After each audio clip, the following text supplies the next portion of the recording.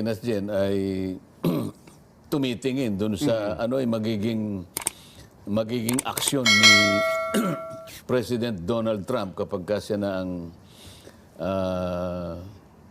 na-install na presidente. Ano na siya, di ba? Magsusumpa na siya sa January 20. Pangkaraniwan naman, yung mga polisiya na kanyang itinataguyod, yun lamang ang tinitingnan natin eh.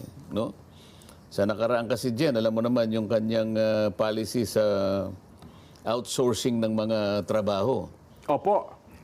Sabi niya, wala nang outsourcing. Ang gusto ko kanya puro Amerikano na lang ang makikinabang. So paano ngayon yung mga IT, BPO Industry po sector nila. natin. Opo. Halimbawa, dito sa ating bansa dyan, alam ko, mga kulang-kulang sa 2 milyon ang Totoo po. nakikinabang sa BPO